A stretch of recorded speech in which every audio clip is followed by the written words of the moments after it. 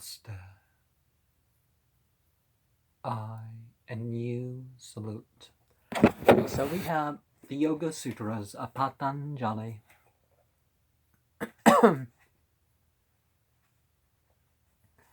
Translated by James Haughton Woods. The word uprisen is most present. He now deduces the priority and sequence of the time forms in the words, and these. A question is raised in the words, why does not? For what reason does not the present come after the past? This is the meaning. The reason is, there is no relation of antecedent and consequent between them. By speaking of the object, that is, the absence of the antecedent and consequence, he indicates that which contains as its object the absence of antecedent and consequence. Antecedents, okay. Did I say something other than antecedents? And consequence, that is to say, the non-apperception of the object. He shows what the same non-apperception is, insofar as its properties are opposite to those of apperception. In the words, in the case of the future and the present, he brings the discussion to a close with the word consequently. Consequently, tat, means for this reason. The future only is immediately contagious as being antecedent to the present, but the past is not. The present is immediately contagious to the past as being antecedent to it, but the indeterminable is not. Therefore it is established that the youngest of the time forms is the past. An objector says, this may be true. The uprisen and the past may be summarized to be those external aspects which are an experience, and those which have been experienced, but external states which are not indeterminable cannot, insofar as they are indeterminable, be surmised. With this in mind, he asked, now, what are the indeterminables? Indeterminables. Okay. I don't know what's wrong with my speech today. In what things do we look for that? To this, the answer is in the words, everything containing the essence of everything, upon which it has been said. This is made consistent in the words of water and of earth. For in the case of water, which contains the subtle elements of taste and color and touch and sound, and in the case of the earth, which contains odor and taste and color and touch and sound, various forms containing the mutations are observed as perceived in the taste and other subtle elements, which are found in the root and fruit of blossoms and foliage, and in other parts of trees and creepers and shrubs. This cannot be a mutation of earth, which is not of a similar essence, or of water, which is not of the kind. For as it has already been consistently stated, there can be no production of that which does not already exist. Similarly, in the case of animals, human beings and beasts, tame or wild, various tastes, etc., are observed and coming from mutations of plants. For these, human beings and other animals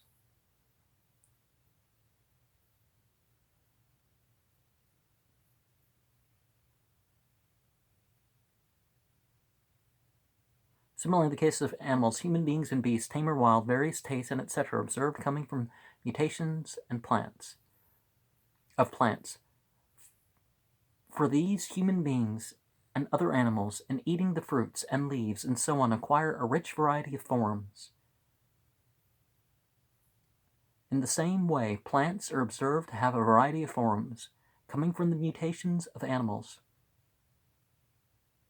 It is known that the pomegranates become as large as coconuts when sprinkled with blood.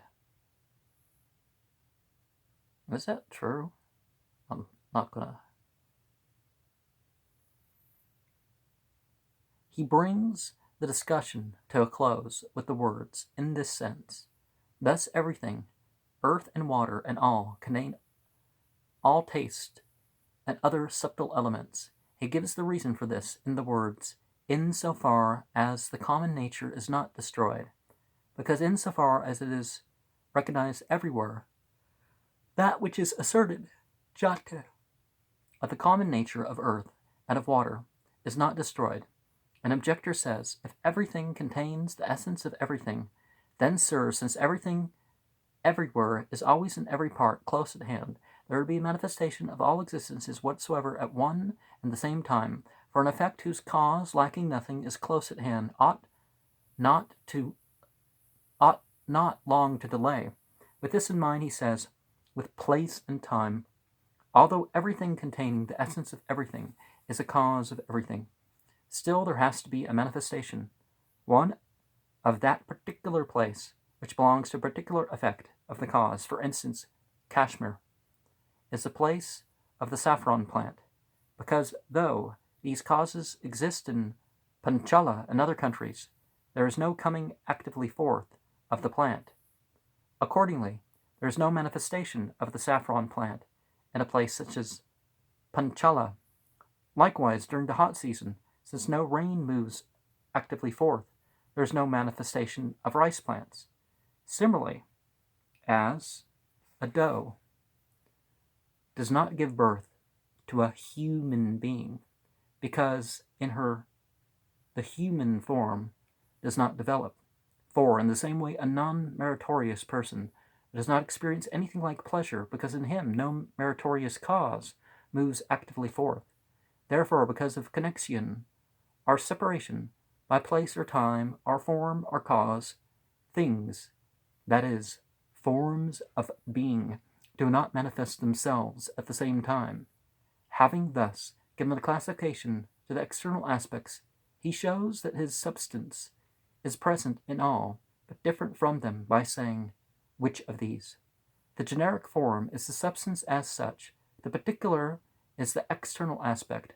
The meaning is that its essence is both of these kinds, having thus shown that the substance, which is established by experience, is present in all, but different from them. He reminds that the annihilationists,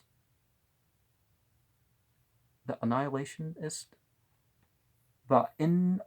Chika, who does not ascend to this, and who assents to the theory of a momentary mind stuff made of consciousness only, of the undesired contingency previously. Book 132 mentions it, or book 314 mention, and he does so in the words but the Yogacara, also in the words and upon the recognition of a thing.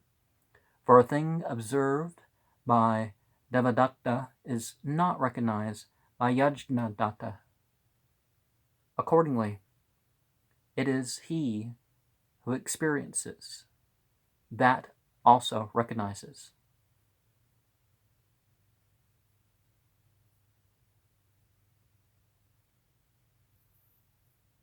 So the emissaries of the angels and emissaries of the sacrifice, well, can't they be the same? 15. The order of the sequence, krama, is the reason for the order of the mutations. If it is possible that a single substance has only a single mutation, then the order of the sequence is the cause of the order of the mutation. One finds, for example, clay in the form of dust, clay in the form of a lump, clay in the form of a water jar, clay in the form of potsherds, and clay in the form of small bits. It is in this sense that there is a sequence. 1. Whenever one external aspect is immediately contiguous to another external aspect. It is, then in consequence with it, the lump of clay falls away, and the water jar comes into existence. It is in such cases that a sequence in the mutation of external aspects occurs. There is a sequence in the mutation of time variations by reason of there being a future time variation of the water jar. There is a sequence to it in the present time variation. Likewise, by reason of there being present time variation of the lump, there is a sequence to it in the past time variation. There is no sequence for the past. Why is this? When there is a relation of the antecedent and sequent, then there is an immediate contiguity.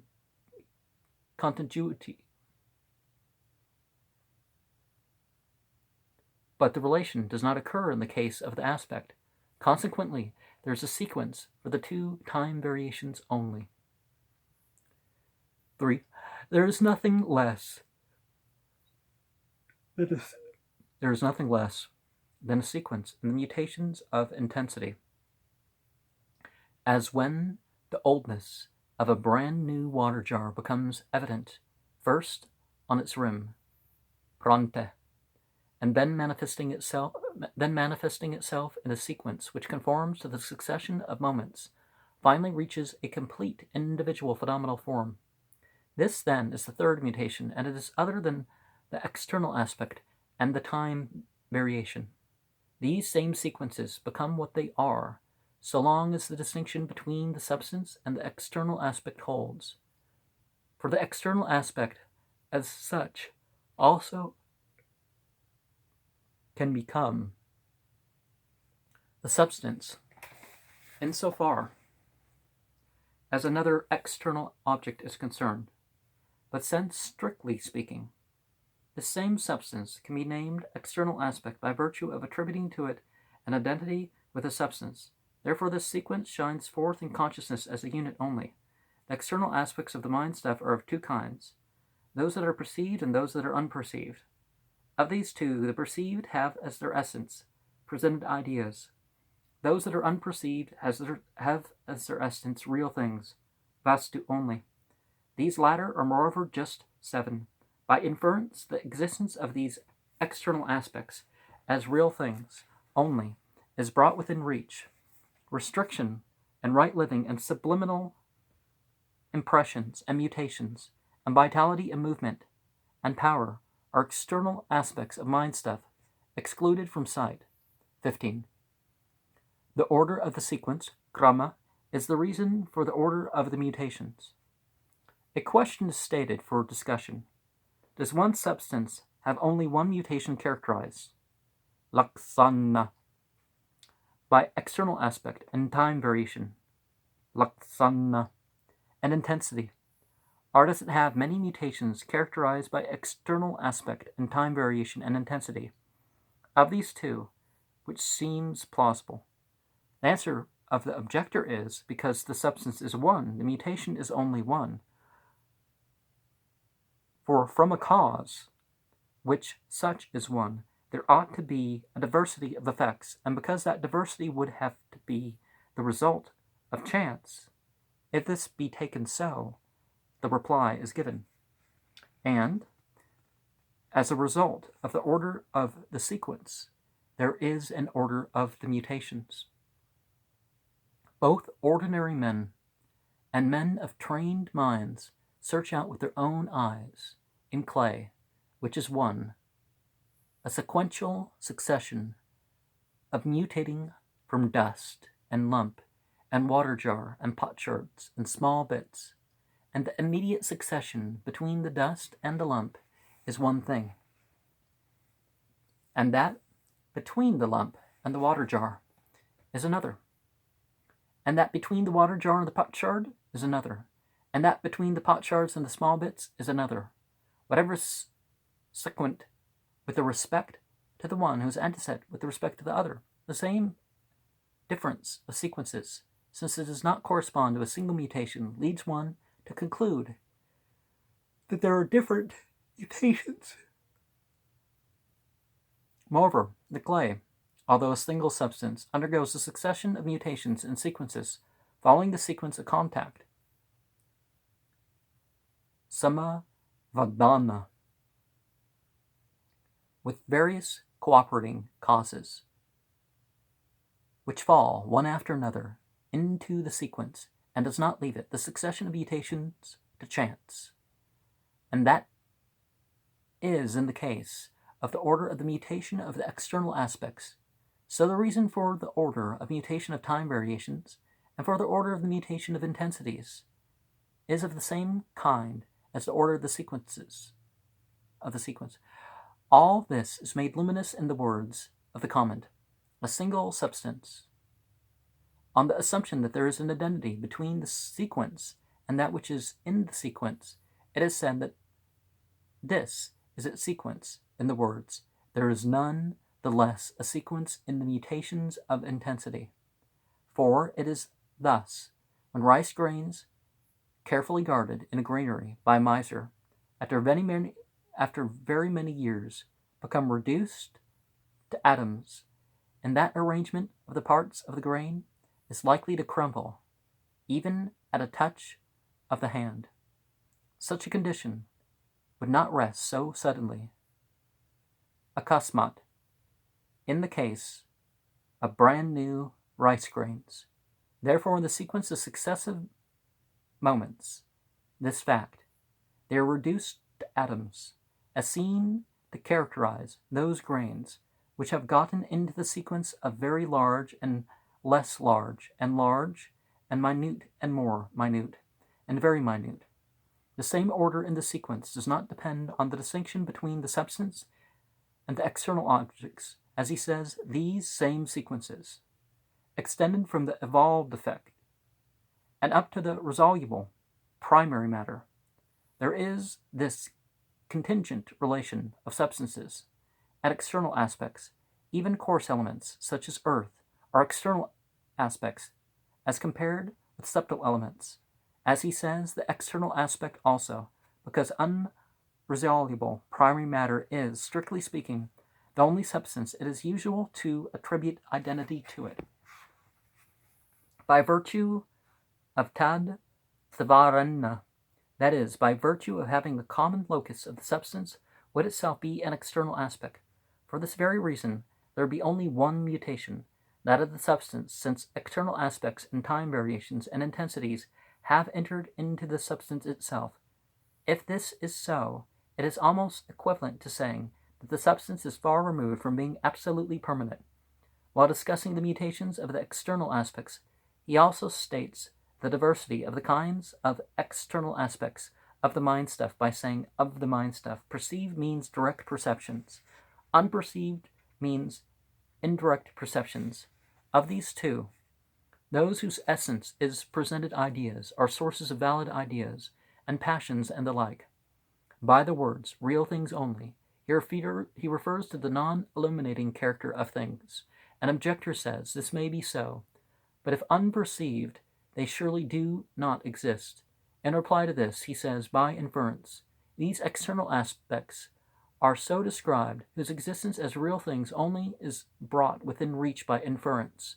The word inference, anumana, means the proof, mana, which comes after anu, and as having the same nature, verbal communication is also included in the term. He brings together in a memorial verse the 7 unperceived external objects by saying restriction. 1. The restriction of the fluctuations is the unconscious stage, Book 151, of the mind stuff. We come to a knowledge of it by verbal communication and by inference of it being a state in which subliminal impressions alone remain. 2. The word right living is meant to include merit and demerit. Elsewhere, the reading is karma, and in this case, also merit and demerit produced by this right living would have to be understood. And these are known either by verbal communication or by inference based upon a knowledge from an experience of pleasure or of pain.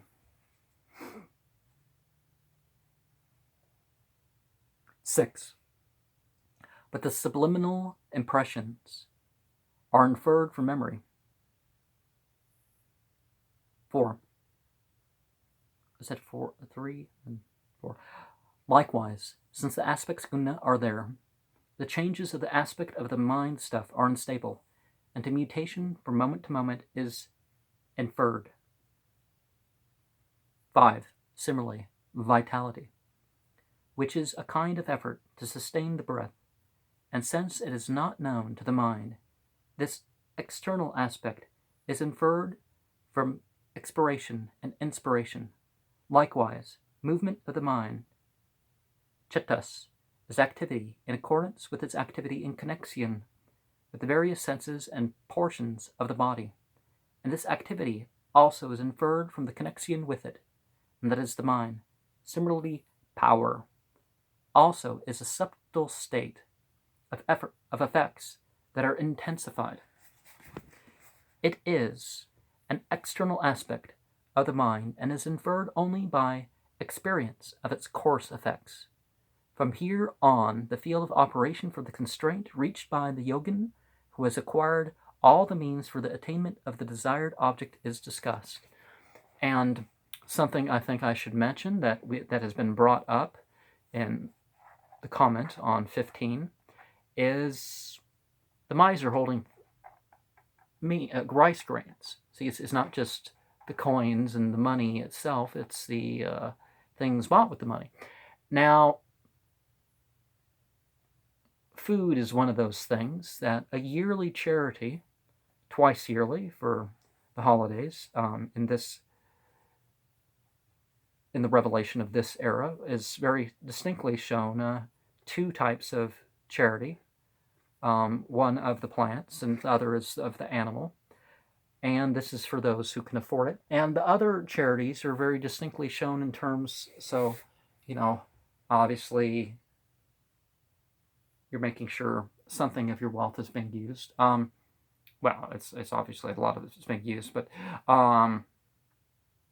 we also have the regular wealth. It's like yearly, instead of just, oh, well, I got my wealth decades ago and I've already paid my charity. It's like, no, that insists that you stay a miser and perhaps you never work again in your life.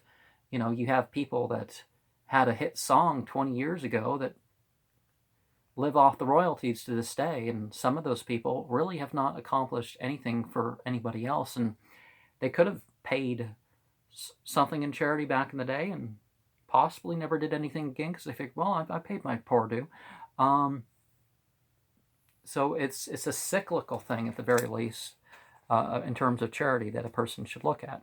And also making sure, if people are in need, considering giving more as a certain thing. 16. As a result of constraint upon the 3 mutations, there follows the knowledge of the past and the future. Yogins acquire knowledge of the past and the future as a result of constraint upon the mutations of external aspects of it and time variations, and of intensities, fixed attention, and contemplation and concentration 3 in 1. It has been called. Book 3, 4, that one's already up. Say the 3 in 1, 2 in 1, 4 in 1, that sort of thing. We don't have to think of different gods to think of these things. We can think of ourselves, what it says about ourselves. Constraint. By this constraint, the 3 mutations directly experienced produce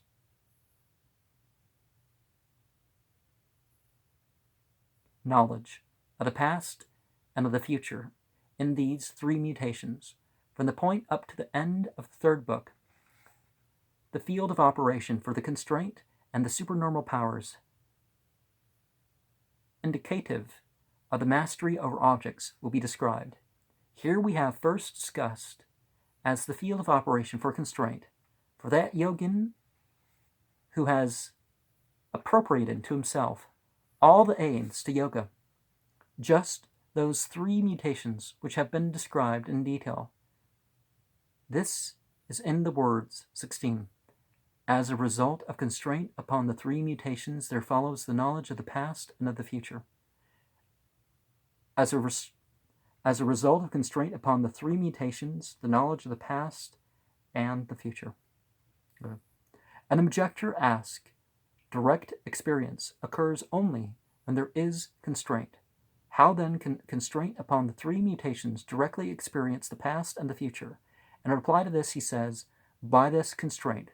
When the three mutations are brought under direct experience by these constraint, those time variations of the past and of the future inseparably connected with the mutations, yet different from them, become the objects of the intuitive knowledge, and the direct experience of these three mutations itself has as its essence the direct experience of the past and of the future, which are included in the three mutations. Thus, there is no difference of objects in the two cases of the constraint and of the direct experience. Okay, I guess 17 is going to be the last one for this video. Word and intended object and presented idea are confused because they are erroneously identified with each other. By constraint upon the distinctions between them, there arises the intuitive knowledge, jnana, of the cries of all living beings. Sort of a living consciousness. I don't know what you'd call universal consciousness that includes the beings, but not necessarily more than the beings. But anyways, I guess universal consciousness, you would say. With regard to these three, voice, it has its function in uttering only the sounds of syllables, and the organ of hearing has its object only that emissions of air which has been mutated into a sound by contact with the 8 places of articulation belonging to the vocal organ. And it is a mental process, buddhi, that grasped the word as significant sound by seizing the letter sounds, each in turn, and binding them together into one word. Sounds of syllables, varna, do not naturally aid each other, for they cannot coexist at the same time. Not having attained to the unity of a word, and not having conveyed a definite meaning, they become audible, avis, and they become inaudible, teros. Hence, it is said that individuality, letter sounds, lack the nature of a word. On the other hand, the sound of the syllables is one by one, may be said to have the essence of a word as being filled, prachitta, with the power to furnish expressions for everything through their association with other sounds of syllables, which also cooperate in this result. Now, if we're talking about Semitic languages and Sanskrit, you can compose basically any meaning that really relates to humans that can be expressed that way through combining the different syllables. But how well that works for other languages?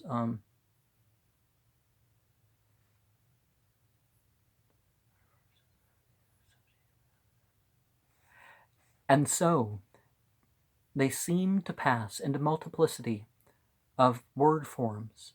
A preceding sound of a syllable is mentally determined by the following, and the following by the preceding, to become a distinct and separate word.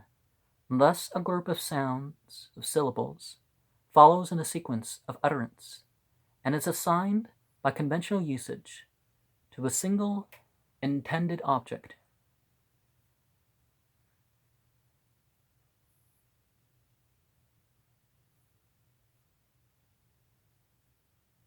Artha. Hence, though competent to indicate a great number of things, sarva, a certain number of these sounds of syllables, whatever that number may be, makes but the one object clear to consciousness. For example, goh indicates only that thing known as cow, with its dulap and other specific features. Hence also the unity which the mental process makes known out of these many sounds of syllables, determined as these are by the conventional usage, by a single intended object, and seized and bound together by a fixed sequence of sounds, is the word. This unity, termed a word, in every case the object of a single mental process, and requires a single distinct effort of the organs of articulation. It is a thing not having parts, and not having a sequence of parts. It does not consist of sounds of syllables. It is a thing of the mind, and is brought into its function by means of the prescribed idea, which we retain of the final syllable sound. In a group of these sounds, if a man wish to convey information to another, he must express himself by these same syllable sounds to which the others must listen. This usage of speech, to which no beginning can be assigned, permeates the thinking substance of the ordinary man with subconscious impressions which come from the syllable sounds, and thus as a result of common understanding.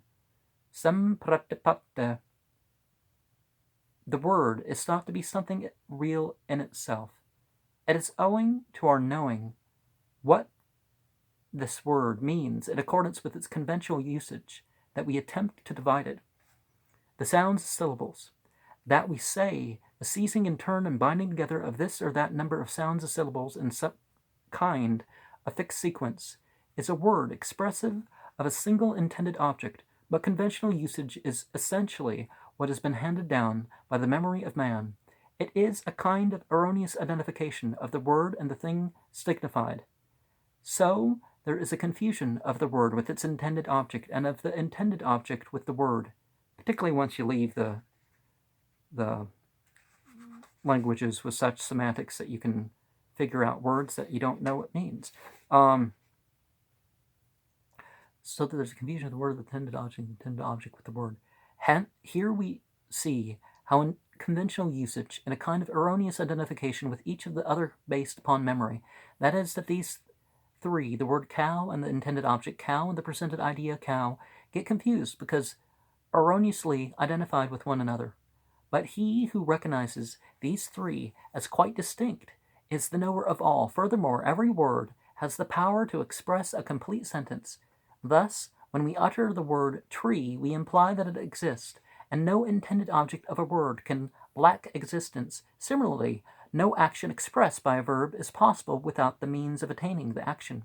And so, when we utter the word cook, certain relations, which are latter expressly mentioned, are supplied to specify the meaning by excluding other relations. Thus we mention the man chaitra as the agent, rice as the object, and fire as the means of the action expressed by the verb cook.